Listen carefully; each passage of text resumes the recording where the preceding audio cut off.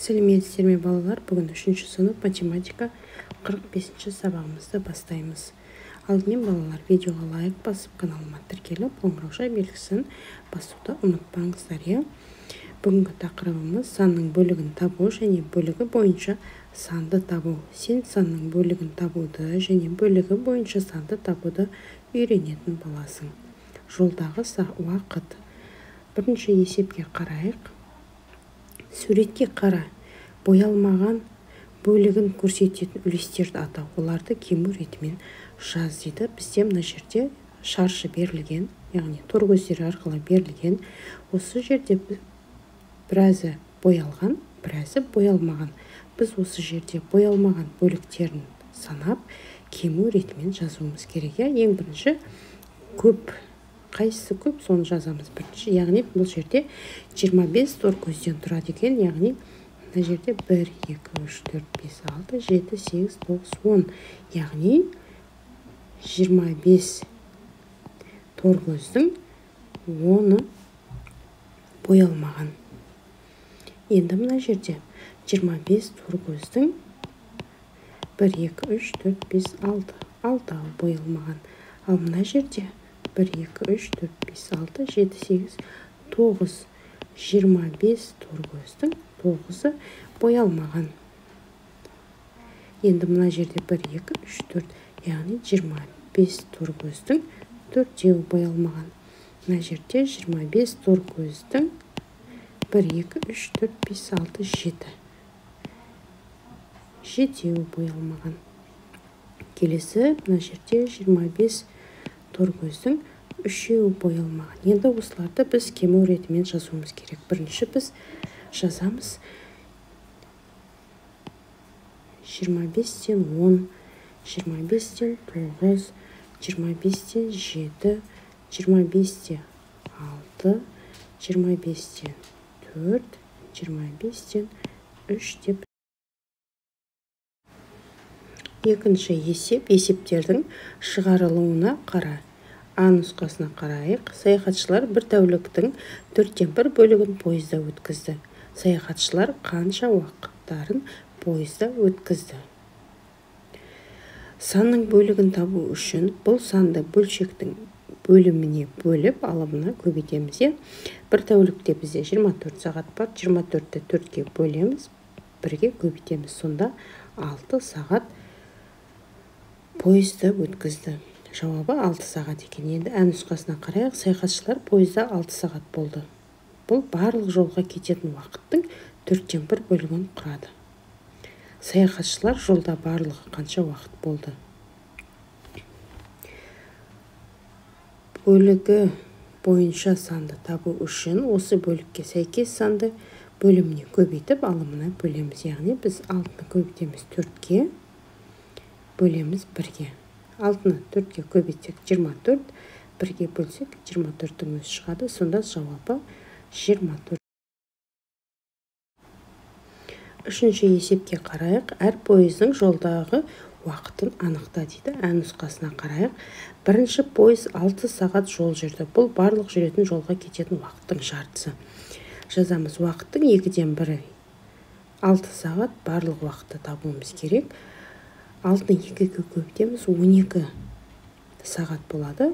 Жауабы барлық жүретін жолға кететін уақыт 12 сағатқа тең екен. Енді ә нұсқасына қарайық. Екінші пойыз 6 сағат жол жүрді. Бұл барлық жүретін жолға кететін уақыттың 4/1 бөлігі. Берілген жазып алайық. Уақыттың 4/1 6 сағат, барлық уақытты табуымыз керек. Шешуі 6-ны 4-ге көбейтеміз, 24 сағат. Жауабы барлық жүретін жолға кететін уақыт 24 сағатқа тең екен. Енді Б нұсқасына қарайық. Үшінші пойыз 6 сағат жол жүрді. Бұл барлық жолға кететін уақыттың 10/1 бөлігі. Яғни 10/1 бөлігі ғана жүрілген екен, ол 6 сағат. Сонда берілген жазайық. Уақыттың 10/1 6 сағат, барлық уақытты табуымыз керек. Яғни 6-ны 10-ға көбейтеміз 60 сағат. Жауабы барлық жүретін жолға кететін уақыт 60 сағат. Төртінші есеп, есептерді шығар. А нұсқасына қарайық. Пойыз барлығы 36 сағат жол жүруі қажет. Егер ол жолға кететін уақыттың 1/4 бөлігін жүріп өткен болса, онда пойыз жолда қанша сағат болды? А нұсқасынан біз берілген жазайық. Барлығы 36 сағат. Уақыттың 1/4 қанша сағат екенін табуымыз керек. Барлығы 36 сағат 4-ке бөлеміз және алымына көбейтеміз 1-ге. Сонда бізде 9 шығады. Жауабы пойыз жолда 9 сағат болды. Енді А нұсқасына қарайық. Пойыз барлығы 36 сағат жол жүруі қажет.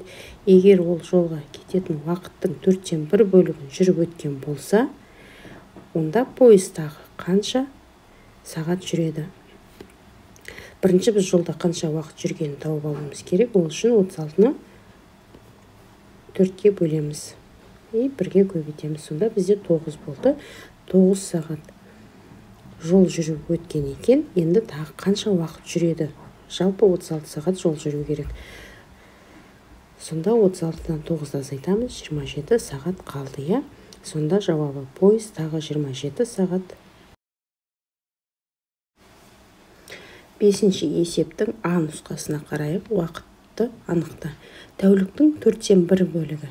Бір тәулікте бізде 24 сағат бар. 24-ті 4-ке бөлеміз, 1-ге көбейтеміз алымына. Сонда бізде 24-ті 4-ке бөлсек 6, 1-ге көбейтсек 6 сағат болады екен. Енді 22-ші тәуліктің 6-дан 1 бөлігін табуымыз керек. 24-ті 6-ға бөлеміз, 1-ге көбейтеміз. Сонда 4 сағат қалады. Келесі тәуліктің 8-ден 1 бөлігін табуымыз керек. 24-ті 8-ге бөлеміз де 1-ге көбейтеміз. Сонда бізде 3 сағат болады. Келесі тәуліктің 3-ден 1 бөлігін табуымыз керек. Bir тәулікте 24 сағат бар. 3-ге бөлеміз, 1-ге көбейтеміз. 24-ті 3-ге көбейтсек 8 шығады. 8-ді 1-ге көбейтсек 8 шығады. Сонда 8 сағат екен. А нұсқасына қарайық. Бос орынды толтыр дейді. 8 бұл 16 санының 2-ден 1 бөлігі. Яғни 8-ді 2-ге көбейтеміз. Сонда 16 шығады. 16-ны 1-ге көбейтеміз. 16-ның өзі шығады. Енді келесі 3 бұл 27 санының 9-дан 1 бөлігі. 9-ды 3-ге көбейтеміз. Сонда 27 саны шығады. 4 бұл 16 санының 4-ден 1 бөлігі. Яғни 4-ті 4-ге көбейтеміз 16. 16-ны 1-ге көбейтеміз. 16 шығады. 2 бұл 16 санының 8-ден 1 бөлігі. Яғни 8 пен 2-ні көбейтеміз. Және 1-ге көбейтеміз. Сонда бізде 6-шы есепке қарайық. Ұзындығы мынандай кесінділер сыз дейді. А нұсқасына қарайық. 20 сантиметрдің 5-тен 1 бөлігі. Яғни 20 сантиметрді бөлеміз. 5-ге көбейтеміз 1-ге. Сонда бізде 4 сантиметр шығады екен. Сызғыштың көмегімен 4 сантиметр кесінді сызамыз. А нұсқасына қараймыз. 18 сантиметрдің 3-тен 1 бөлігі. Яғни 18 сантиметрді 3-ге бөлеміз, көбейтеміз 1-ге. 6 сантиметр шығады. Яғни сызғыштың көмегімен 6 сантиметр сызамыз. Б нұсқасына қараймыз. 12 сантиметрдің жартысы, яғни 2-ге бөлеміз. 12 сантиметрді 2-ге бөліп 1-ге көбейтеміз. Сонда 6 сантиметр шығады. Сызғыштың көмегімен 6 сантиметр кесінді. 7-ші есепке қарайық. Шоколадтың суретіне қара. Әлия мен Сырым оны қанша бөлікке бөлді? Бізде міне шоколадтың суреті берілген. Бұл жерде шоколад 36 бөліктен тұрады. Әлия шоколадты теңдей 3 бөлікке бөлді. Міне 1, 2, 3 бөлікке бөлді. Ал Сырым шоколадты теңдей 6 бөлікке бөлді. Яғни 1, 2, 3, 4, 5, 6. Осы шоколадты бөліктерге тағы қалай бөлуге болады? 36 бізде қандай сандарға бөлінеді? 36 2-ге бөлінеді, 3-ге бөлінеді, 4-ге, 6-ға, 9-ға, 12-ге, 18-ге, 36-ға бөлінеді. осы шоколадты 3, 2, 4, 6, 9, 12, 18, 36 бөліктерге бөлу. 8-ші есепте дейді. 60 азайту 7 көбейту 6 дейді. Біз бірінші көбейтуді орындаймыз, екінші азайтуды орындаймыз. Сонда 7-ні 6-ға көбейтсек 42, 60-тан 42-ні азайтсақ 18 саны шығады. Келесі 32 бөлу 4 қосу 15. Бірінші бөлуді, екінші қосуды орындаймыз.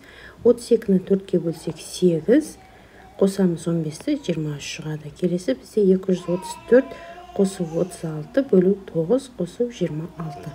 Бірінші бөлуді орындаймыз, екінші қосуды, үшінші қосуды орындаймыз. 234 қосу 36-ны 9-ға бөлсек 4, қосамыз 26, жалпы шығады бізде 264 саны. Келесі бізде 200 азайту 48 бөлу 6 қосу 330. Бірінші бөлуді орындаймыз, екінші азайтуды, үшінші қосуды орындаймыз. Жазамыз 200 азайту 48-ді 6-ға бөлсек 8 қосу 330. Жалпы шығады бізде 520. 9-ші есепке қарайық. Түрлі түсті қағаздан 1/3 дөңгелек дайында. Бүктеу арқылы оларды бірнеше, яғни 2, 4, 8 бөлікке, тең бөлікке бөл. Бүктеу сызығы бойымен қиып ал, ою немесе өрнектер ойластырып, оларды құрастыр. Біздер түрлі түсті қағазды алып, мысалы 8 бөлікке бөліп қиямыз да, ою немесе өрнек құрастырамыз. Өзімізге ұнайтын оюларды немесе өрнектерді құрастырып ала алады екенбіз. Бұл негізінде практикалық жұмыс, өзіміз практика жүзінде пайдаланып өрнек немесе ою құрастырып аламыз. Келесі бізде 10-ші есеп. 2004 жылдың ақпан айында 5 жексенбі болды. 2004 жылдың ақпан айы 29 күннен тұрды. 16 ақпан аптаның қай күніне тура келген еді дейді. Бізде мына жерде 2004 жылғы ақпан айғы күнтізбе, яғни ақпан айының орысшасы февраль. Февраль айында бізде 5 жексенбі болды. Қарайғы воскресенье бізде 1-ші ақпан, 8-ші ақпан, 15-ші ақпан, 22-ші ақпан, 29-ші ақпан. 5 жексенбі болды. Енді ақпан айы 29 күннен тұрды. Міне 29 соңғы жексенбі күні. Енді 16-ші ақпан аптаның қай күніне тура келді? 16-ші ақпан бізде міне дүйсенбіге келіп тұр екен. Жазамыз 16-ші ақпан аптаның дүйсенбі күніне тура келген еді. Осымен бүгінгі сабағымыз аяқталды. Келесі сабақта